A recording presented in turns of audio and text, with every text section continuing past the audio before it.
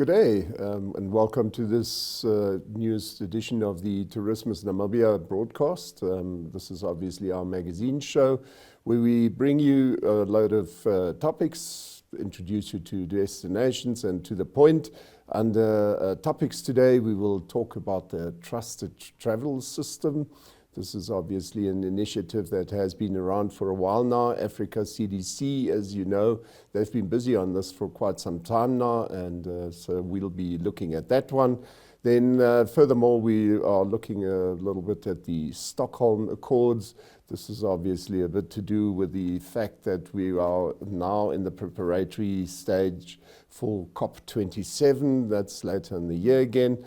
And then we have another look at colonialism, which has now been seen to be the original cause of the climate crisis. And don't think it's so far-fetched. Let's have a look at it, and then you might agree or you might disagree, whatever. Then under destinations, we'll be looking at the Omaka Travel Lodge, which is up in the north, and furthermore, we'll be looking at Makalani nuts, something that most tourists have seen as a little item that they can take back home when they leave Namibia again. And then finally, under to the point, we're having a quick look at the Save The Rhino Fund, or Trust, I must say. So some interesting topics. I hope you'll enjoy them together with us. Up next, obviously, it's topics.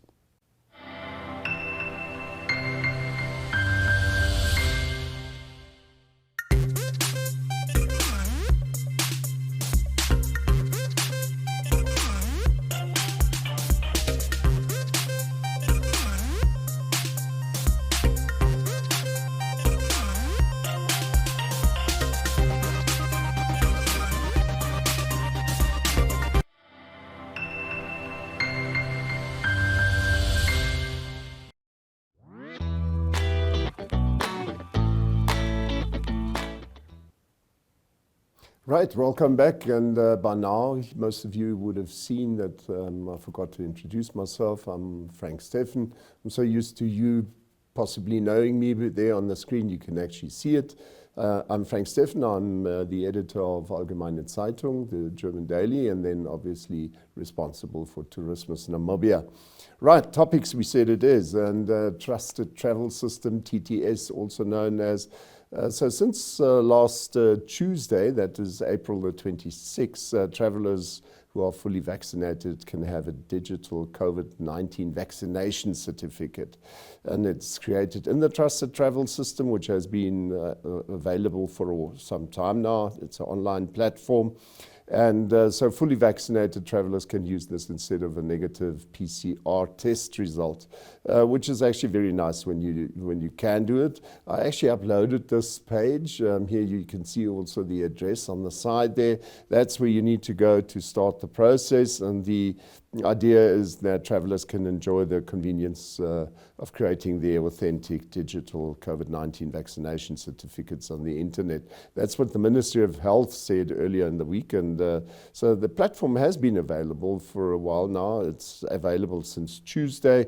And so finally, Namibia is getting with the program because we had promised to get that stuff in place by November last year. And I know that many of the visitors to Namibia kept asking, so when will this finally be ready? And it became ready the moment that South Africa simply called it and said, nope, you won't enter our country unless you've got a proper certificate. And this obviously had a lot to do with the fact that quite a number of travelers, and you heard it more and more in the transport industry as well, that people were falsifying their own little certificates, and so this was not good news. So finally, we're there. Right, up next we've got then Stockholm. Stockholm, if I need to talk about Stockholm, it's the Stockholm Accords. And this year is Stockholm plus 50, so 50 years ago was the first time that the Stockholm Accords came into place, and essentially it was all about how to look after our planet. And it was interesting that in the past week, Namibia has now for the first time again been looking into those issues. especially now that the preparatory talks are taking place for a big meeting in Sweden, in Stockholm, from the 2nd to 3rd of June. And it's basically the United Nations Development Programme, UNDP, together with the Ministry of Environment, Forestry and Tourism, that was sitting earlier in this week and trying to focus in onto the main issues that regard Namibia.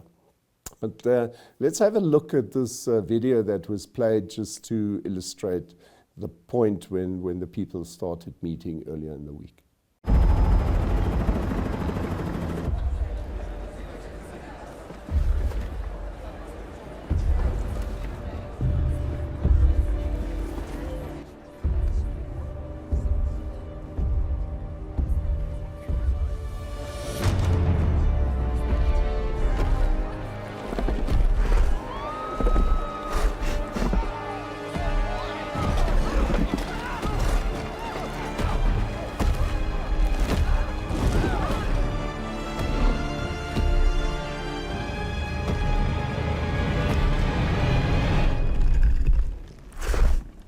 You okay? You need a minute? Cool. Okay.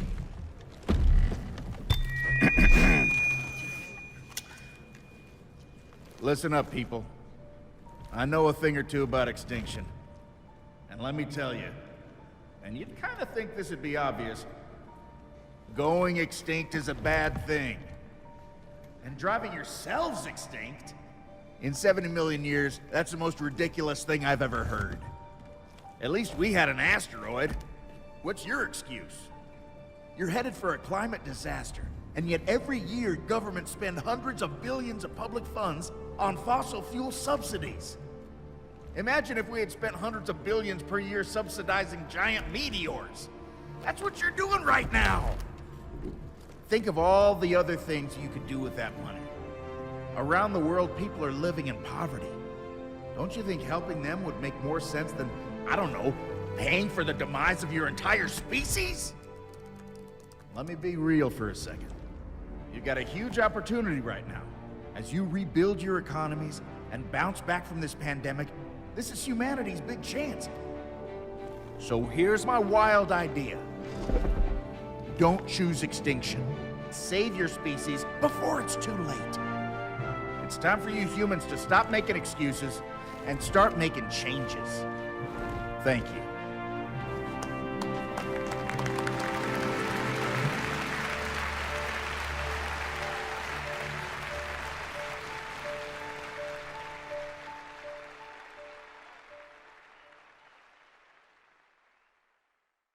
Right, and that was Frankie the dinosaur. Very important, because as we go forward, climate issues are really becoming a serious issue.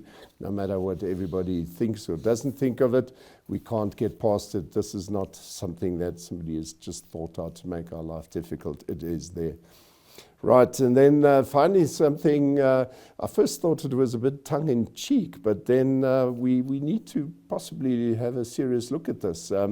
So in the latest IPCC report, people said that that the way in which Africa and even Asia and some of the Southern American states are used and abused by investors basically boils down to post-colonialism.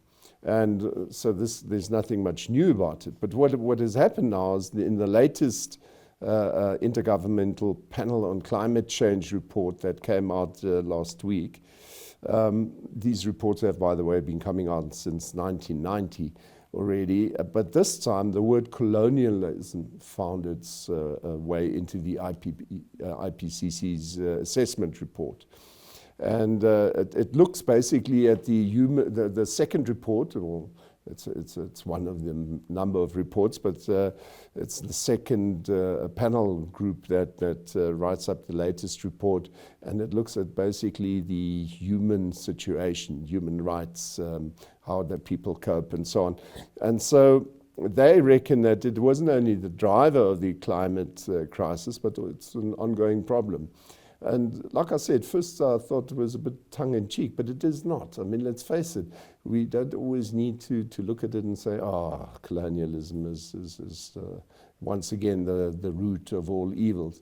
No, I mean, colonialism was essentially what happened. That's how the world was conquered, if you want to call it that. But this notion of conquering and owning and abusing and taking whatever is there, that is obviously the start of how consumer related trends were becoming more and more and more, and it was never enough, and we need more space, and we need more water, and we need more this and that and another. So essentially I think it's common sense. It must have been one of the key drivers. And so the addition of that word into that report is a very important item because policymakers tend to focus on a summary report which includes these sort of items when they go forward and prepare for the COP climate conference. So, and like I said, it's not a new item, it's been around for a while. Amitav Ghosh, he's an Indian author who's been an award-winning author, in fact, and he lives in New York.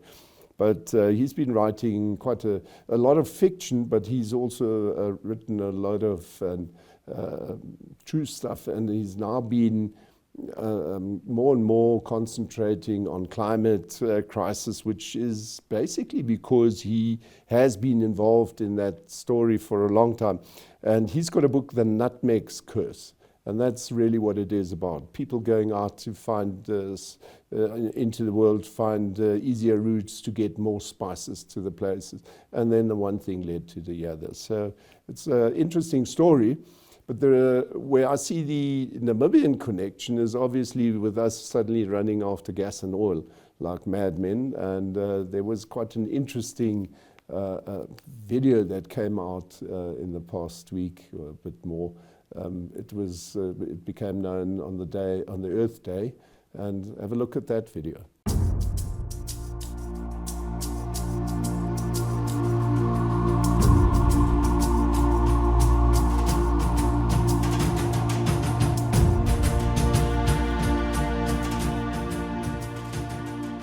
Stretching across more than 800,000 square kilometers, Namibia boasts some of the world's most pristine landscapes, hosting an abundance of precious plant and wildlife species. Many visit from far and wide to experience the breathtaking scenery and diverse group of people rich with history and culture. Amongst its many natural treasures is the Okavango River flowing through the Kavango region, located in the northeastern corner of Namibia.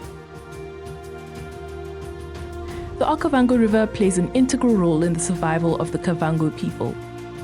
With an abundance of freshwater fish, the river serves as an ideal source of sustenance for locals, as well as a point of interest for avid anglers visiting the surrounding tourist destinations. Agriculture also forms part of its many purposes. The fertile soil along the river allows for the cultivation of sorghum, millet, and maize. The Okavango is undoubtedly the hub of the region's economic activity, a reliable water source and breadbasket. But with the current oil and gas explorations in the Kavango, it's not certain that Namibia's natural beauty and abundant resources will remain untainted.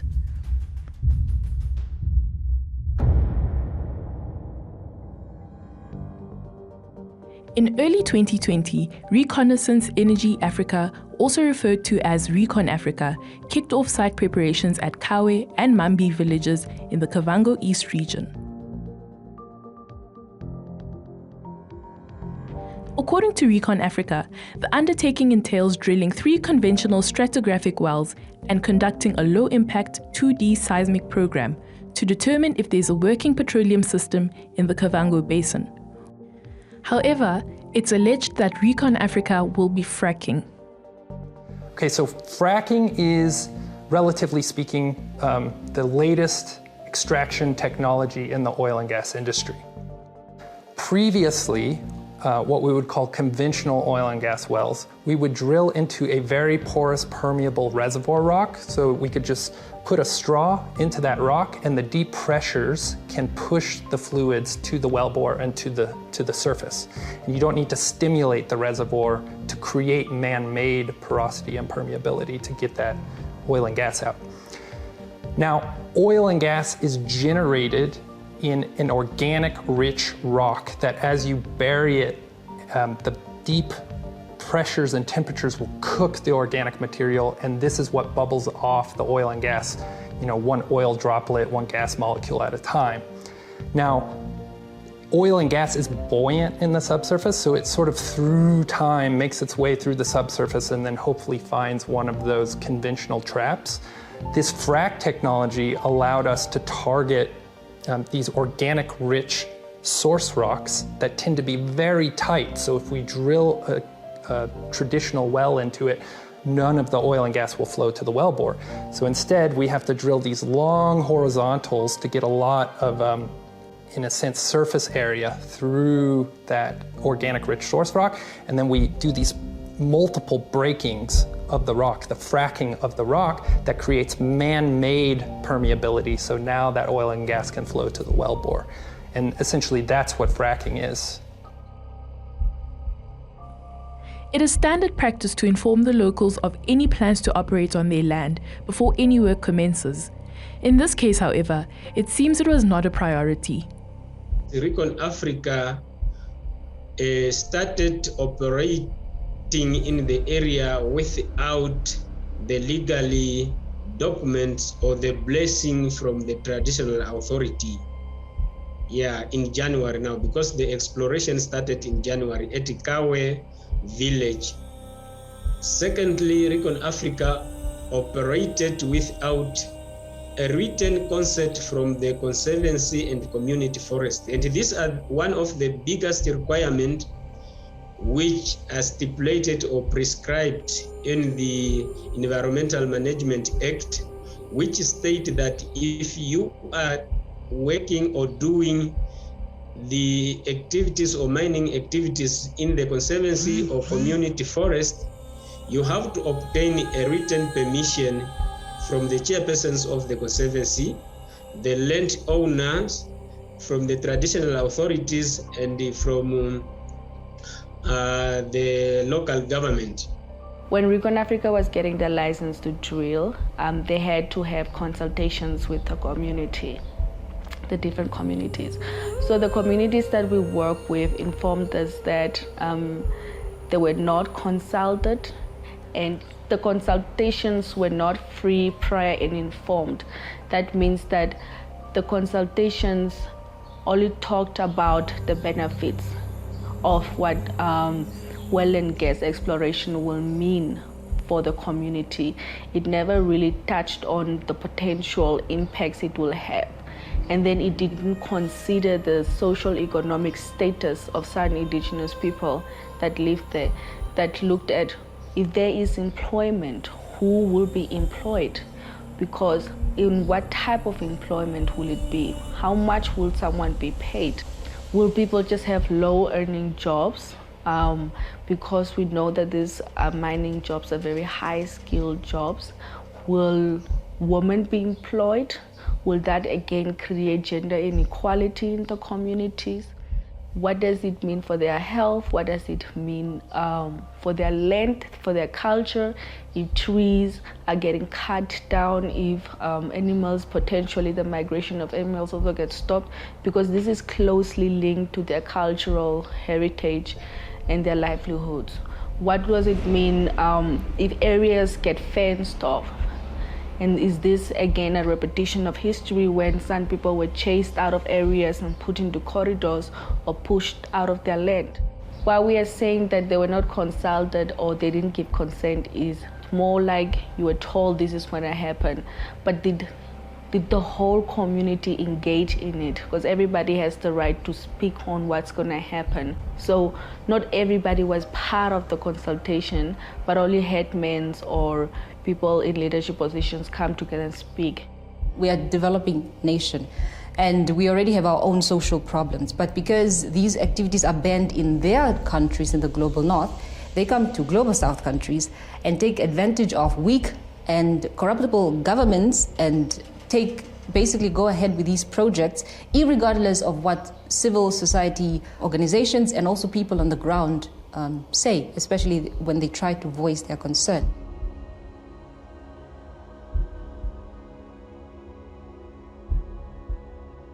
To locate the gas and oil underground, Recon Africa carries out what are called seismic surveys, referred to as thumping by locals.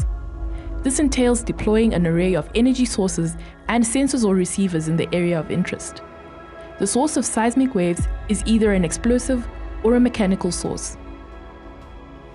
This thumping by heavy machinery disturbs the surrounding environment in many ways. On the environmental management plan that they submitted to Ministry of Environment, they said they will only follow the existing road when they will do the survey. But when they carried out the survey practical, they did not follow what was in the environmental management plan that they submitted. They cross-cutted lines, doing or thumping in the crop field, thumping in the household yard, which even caused for 3 incidents that took place. One incident was at Ngaute village where the house cracked due to the thumping vibration. The second house was at Taratara, and the third house was at Ngoto.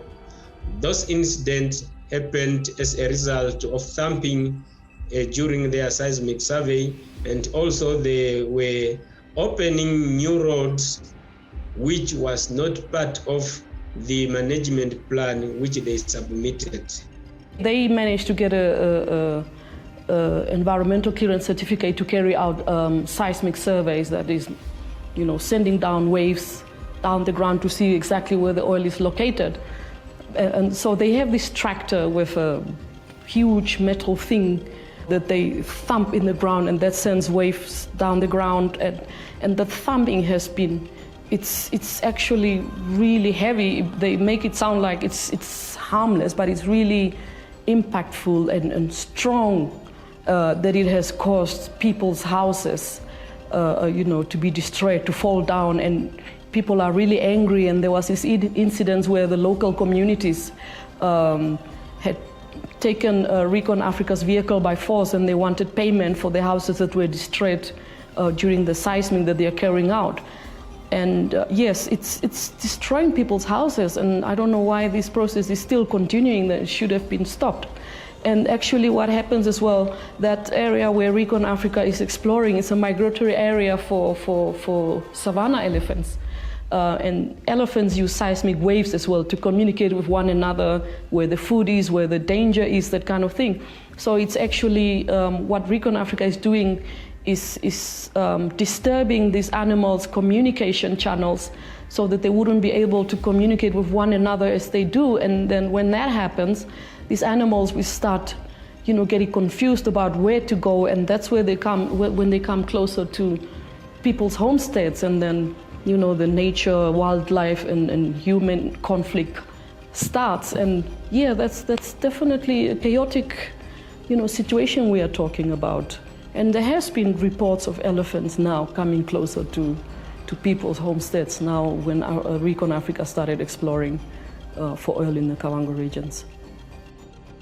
Right, yeah, there you can see that the nutmeg's curse is also obviously there to meet us in Namibia too. And I thought that video was quite informative because it takes the whole Recon Africa risk and the way that we move forward with it and put it a bit more into categories so that you could understand what are the various items that are reasons to worry in this country, at least as far as I'm concerned. But that's all of our topics today. Up next, we've got destinations.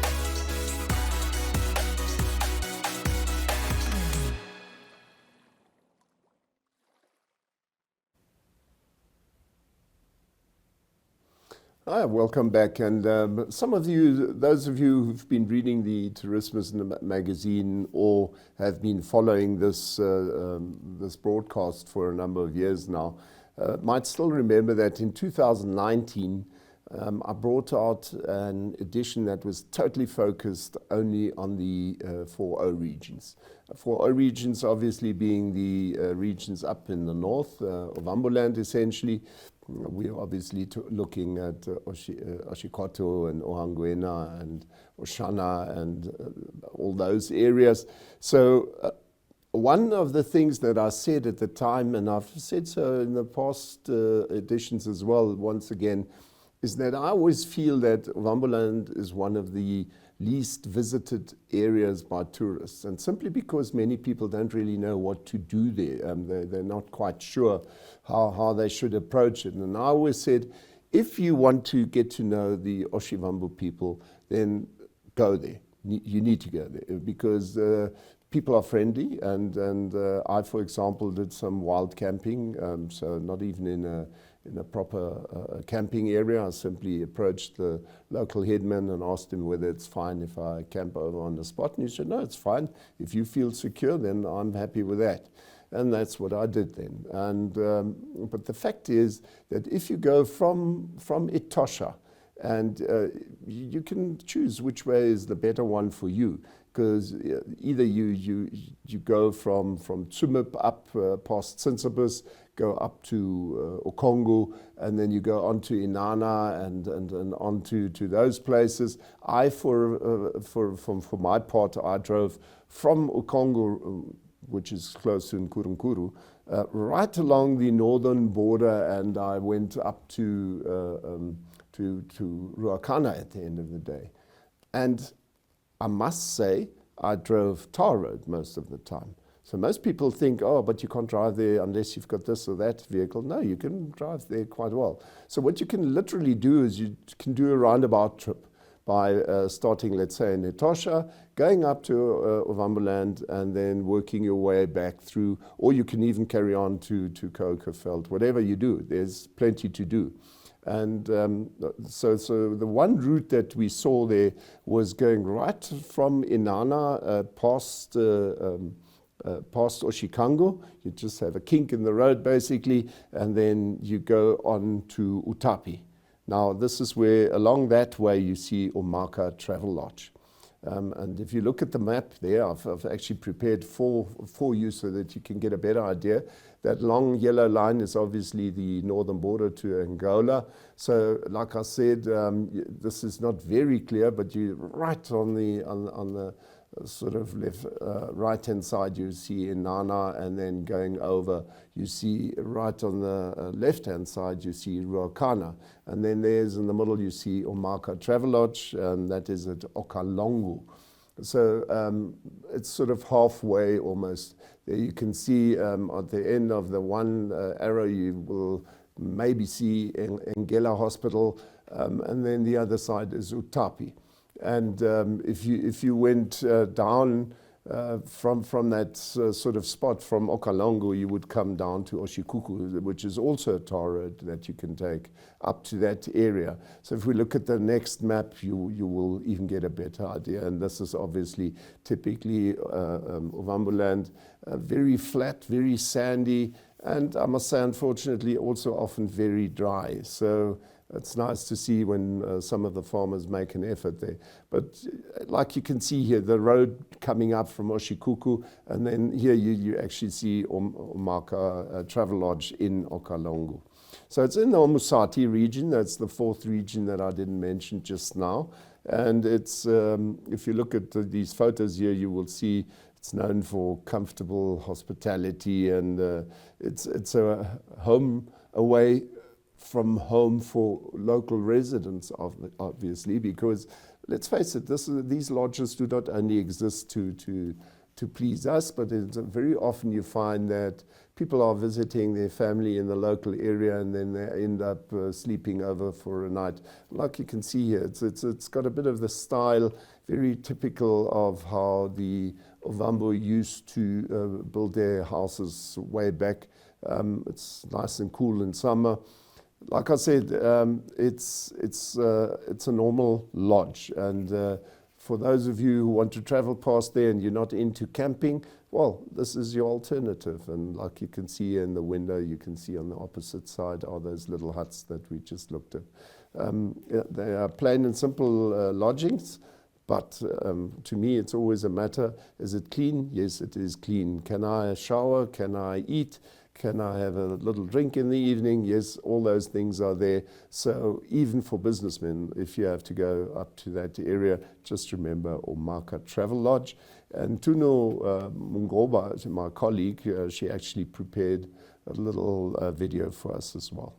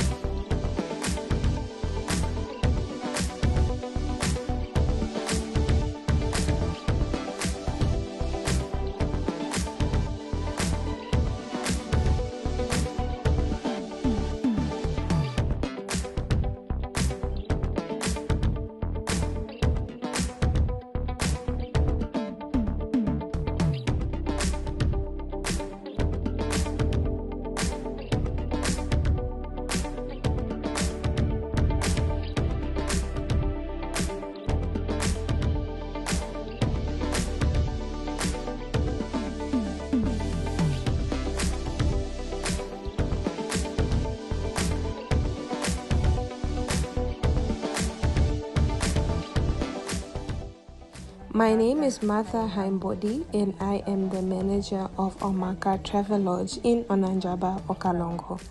Our place is called Omaka and this is where we accommodate our guests. Almost everyone who comes to Okalongo makes a booking at Omaka. Most of the guests we receive are locals and we do not receive so many international guests. We mostly receive Namibian clients who are from different parts of the country. Business is going well besides the fact that we are not in town and situated at a village. This is probably the reason why we do not receive lots of guests, but things are good regardless. We officially started operating in 2014 and things were going really well before the COVID-19 outbreak in 2019-2020. We experienced what everybody in the country was, helped us struggle, assisted us with our struggle, and even though it is still within our midst. Even though business is going really slow, we are extremely grateful that we are still operational and we still get clients here and there, and we can still open our doors and accommodate all of the guests that we can receive. So we encourage everyone to visit us to ensure that we can visit our resort even though things are not 100% stable. I just want to extend our heartfelt gratitude to all our loyal customers. They are always here to ensure they visit us whenever they stop by in Okalongo. We thank them wholeheartedly and we thank them very, very much. It is because of them we are able to continue operating even during these difficult times. So thank you very, very much to all of our loyal clients at Omaka Travel Lodge. We thank you for your service and we also thank you for always stopping by and ensuring that you grab a drink or two.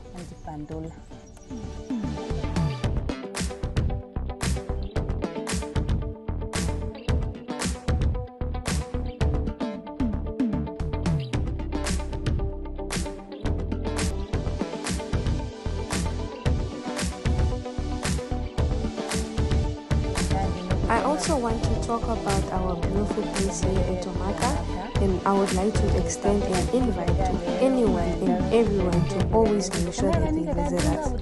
If you find yourself in northern Namibia or any parts of the north, please make time and make a stop at Omaka Travel Lodge. We aim to please and we can assure you that you will be able to receive the best service there is to offer. Thank you very much to all of our clients and we can't wait to serve you.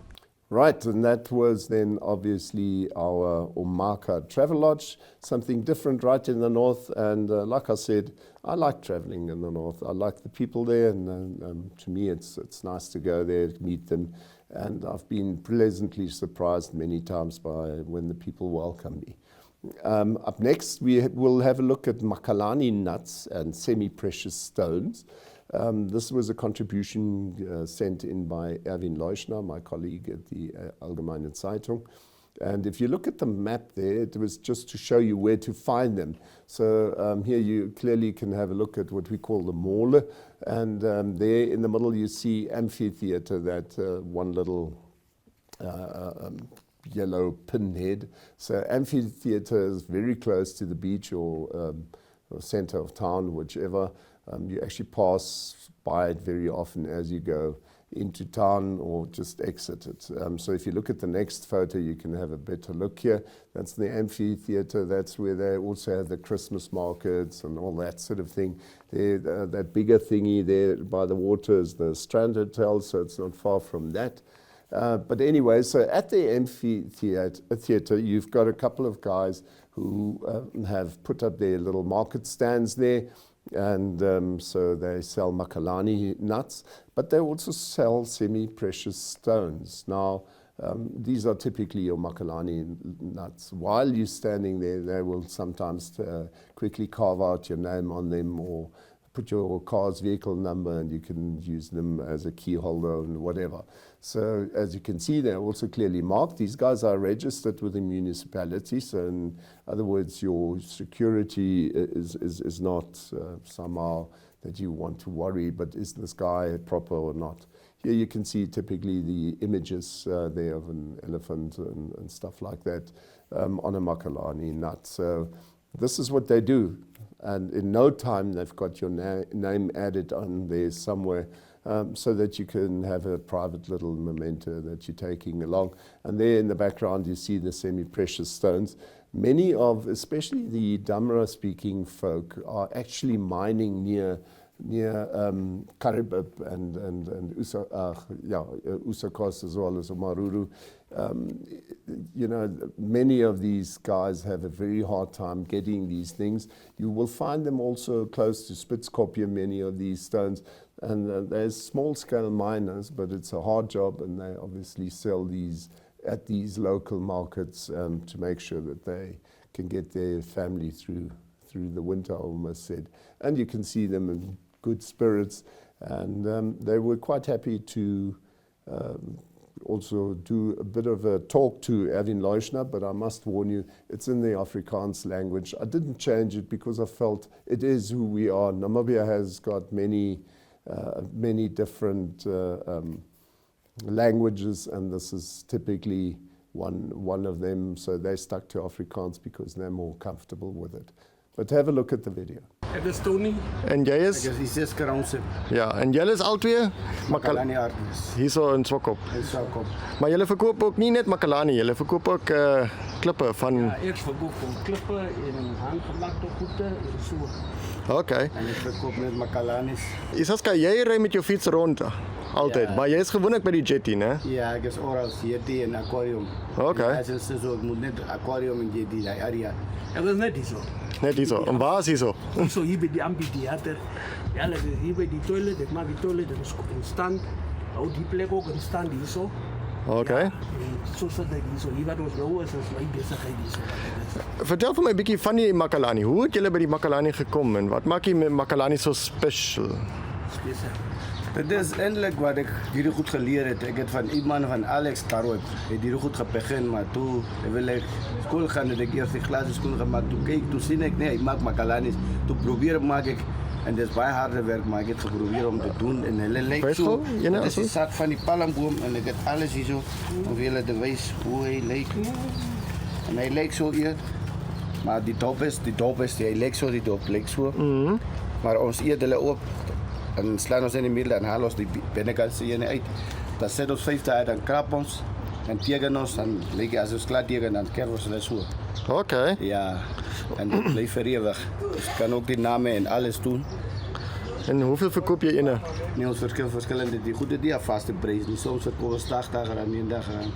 Hang af hoe ryk die toerist is. Dis is so nie, dis die aard meneer. Ja. Nee, natuurlijk, ja. Ja. Okay. En Tony, jy doen ook Makalanis, maar nou dis meer klippe of meer Makalanis? Ek is alles, jy sien eintlik ek is meer ek raak nog meer geïnteresseerd in die klippe. Die klippe is vir my lekker. Hy raak die vrode, hy raak die stukke nie, hy bly daar, hy is konstant. Ek het sommer, ek het begin by die Makalanis, maar toe kom ek by die trade en jy sien dit is 'n goeie trade die ene.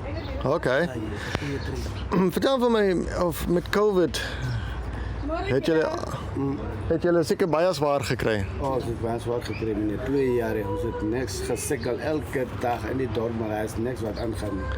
Het julle nog steeds dorp toe gekom? Ons het dorp toe gekom, daar is die werk meneer. Ons het bietjie sende kom by mekaar gemaak van Swakop. Dat Swakop se nommerplaat en so gaan doen, so 50 rand onderkant wat ek kry, het broers vir die kinders gekoop. En dit was baie swaar.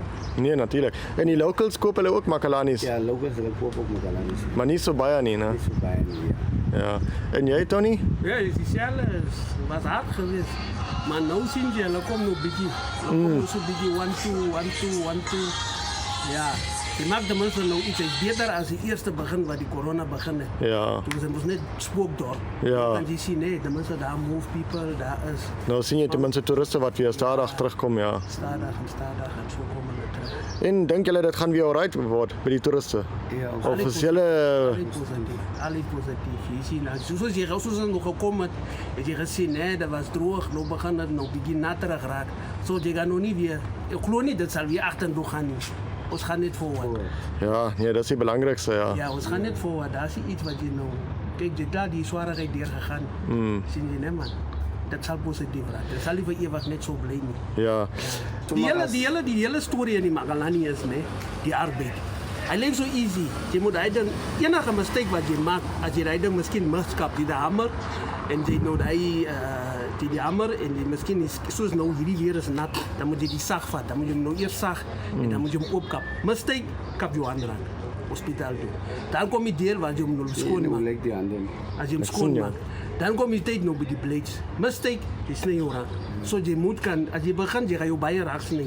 Dis die hele ding. Dit kos 'n proses. Kom ek sê nou, ek kan nie 1 Makalani skoon maak nie. Ek moet 100 Makalanis of 80 Makalanis of 50 Makalanis skoon maak. So dit kos vir my 3 tot 4 dae om hy ding skoon maak. Want ek moet hom eers in die water sit vir 3 dae. So dan moet jy eers nou sag raak. So na die 3 dae moet ek hulle nou eerste coat skoon maak. Dan kom die tweede coat wat ook nog glad is, want dit kos nou vir die lem om maklik daar te werk. Want as ek hom te dik, dan raak die lemmetjies stukken. Dan moet ek nou weer gaan koop. So ek moet hom baie dun en baie akkuraat moet ek hom skoon maak. Dan kom die teken. So dis 'n proses. Just is baie werk, hè? Baie werk. Dit lyk easy, maar baie werk. En nie net enigiemand kan dit doen nie. Nee, nie enige mens. Jy moet alles 2 jaar vat om te ken. Ja, want jy moet leer hoe moet jy die Makalani skoon maak. Want as jy kan die Makalani skoon, dan weet jy hoe moet jy die Makalani, want die Makalani, jy werk om onderste bo. Hoe bedoel jy? Dis 'n ronde ding. Jy kan hom so werk, jy moet hom onderste bo werk.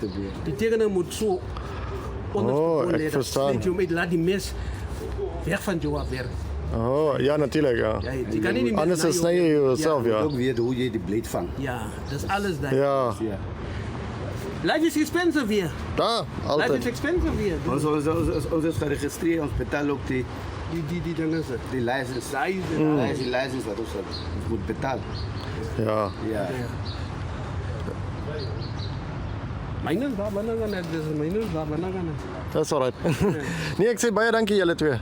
Right, those were good-spirited Makalani nut sellers and semi-precious stones, and I wish them well. And I'm glad for them that we do have visitors now again. And so for the first time in a long time, these guys are sort of having a chance to earn some proper money once again. Those were our destinations this week. Like I said, destinations is not always just a national park or whatever. It's where you can stay, what you can do, stuff that's not always the same. That's the idea of the show. So up next, we've got To the Point.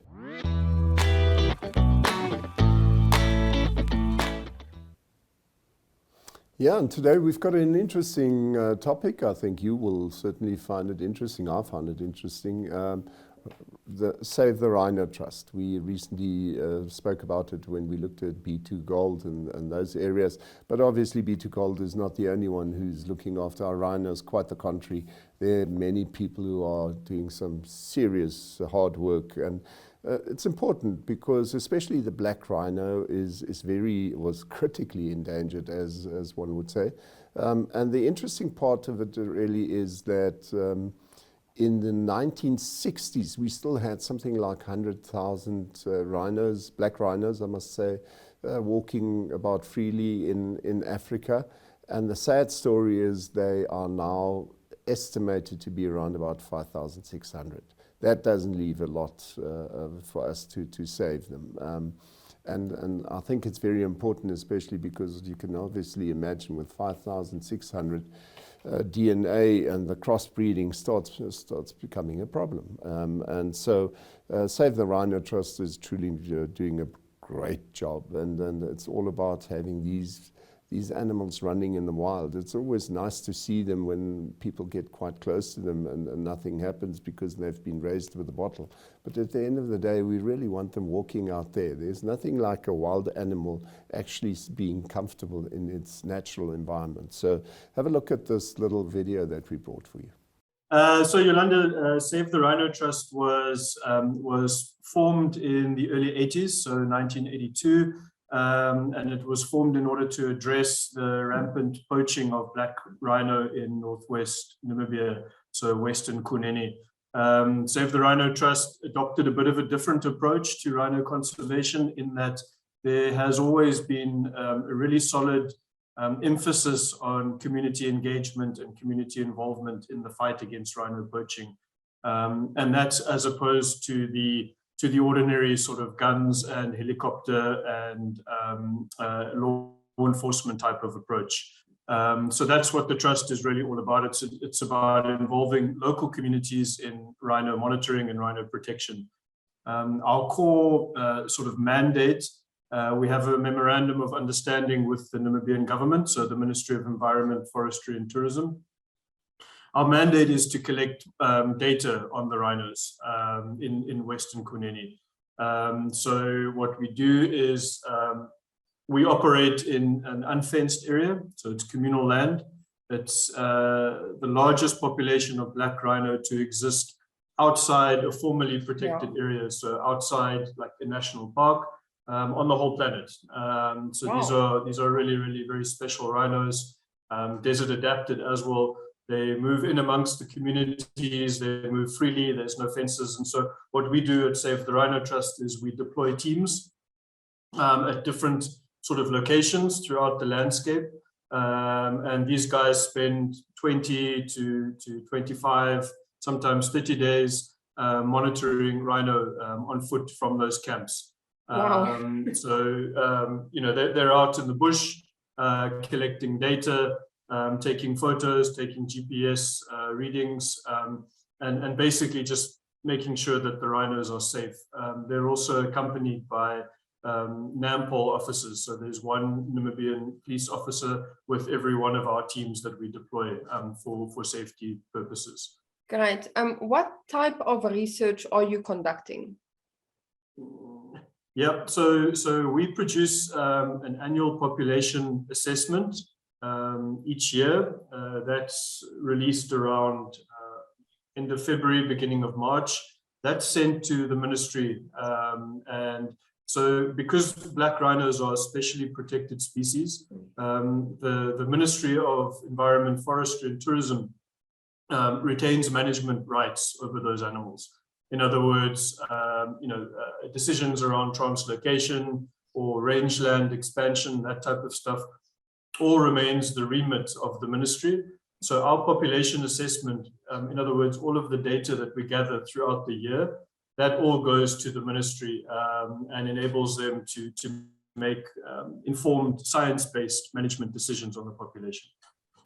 Yeah, and that was our black rhinos, for that matter, rhinos, Save the Rhino Trust. And I just thought it would be nice to bring that update. I know that it's been used on some of the other shows as well, but I felt it's definitely relevant to Tourismus Namibia. And that really brings us to the end of today's show. I hope you enjoyed it as much as I did. And I wish you a pleasant Sunday afternoon still, and hopefully you've got a good week ahead of you.